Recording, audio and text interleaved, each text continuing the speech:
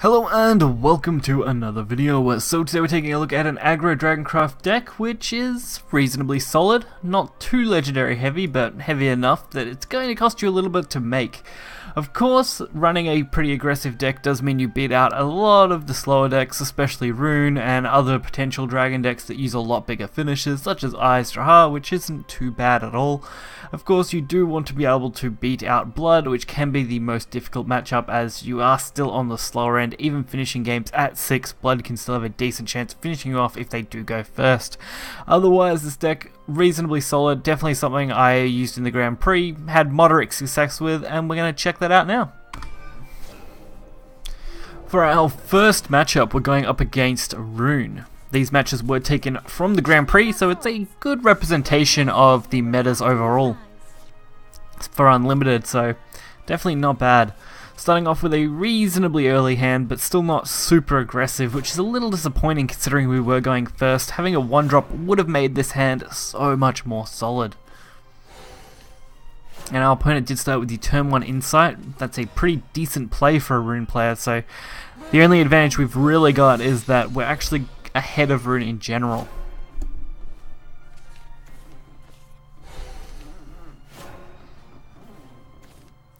Of course, we end up with our 1-drop, which, I mean, is a decent option at this point in the game, as curving out our turn 3 works pretty nicely. It's so cold. And it looks like we are going to get to keep a little bit of the aggression we've got, and get our Servant of Disdain, which is part of our core draw engine for this deck.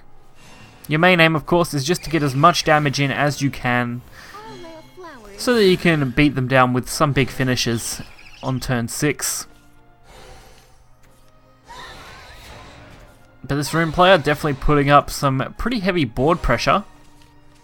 I never have this much luck when I'm playing a form of Mysteria spell boosty type deck. But we are going to get a chance to ramp, which is actually fairly decent. So taking advantage of these, getting a little bit of damage in, and taking advantage of a draw, you can't really go too wrong, especially when we get Dragoon Forte as our next line of play. Going to be even better since we pretty much protect it from any major potential clear. So it looks like we should be able to get some pretty comfortable 10 damage in the next turn. A little bit of a risk because they do have a 7-8 on board that we're going to leave up, but a risk that I pretty much have to take if I want a good chance at winning this matchup. And drawing another Dragoon is pretty much perfect at this point, as it puts them right in lethal range even if they wipe the board.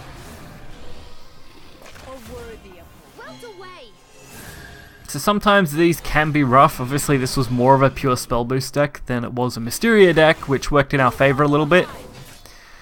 But overall it's just a little awkward. But we still had plenty enough to get the lethal there. And for our next matchup we have Portal.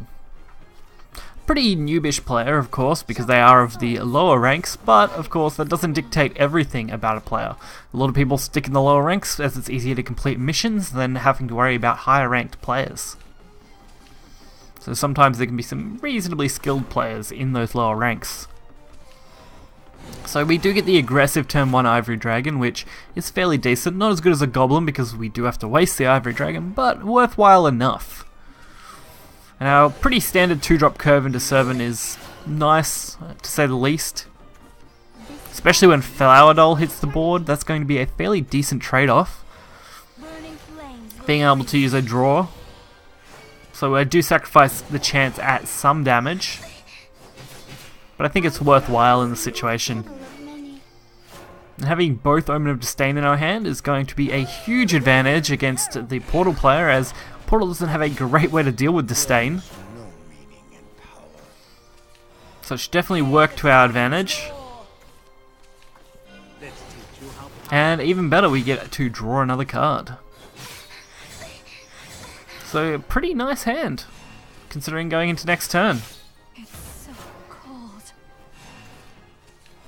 So we can use this White Fang well, White Frost, sorry, we don't really have much other use for it, so why not use it there?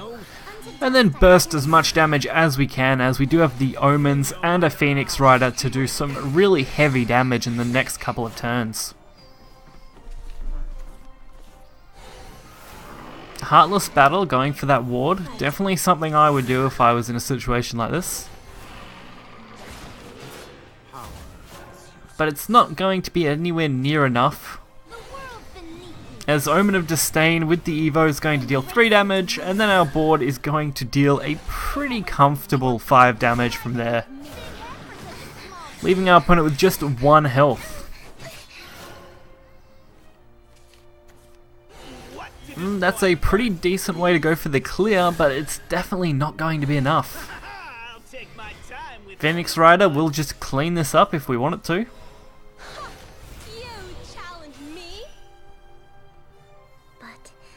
Giving us a pretty quick victory.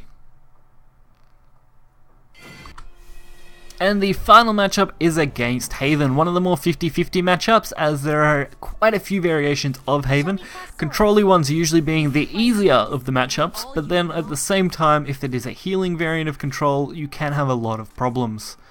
Running into those can definitely stall you out very quickly.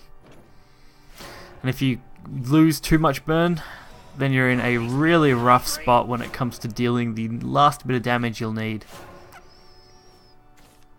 At least we okay, of course, I forgot this match was going to be pretty much an instant concede, but I mean, turn 1 Goblin, instant concede, nothing new for Dragon.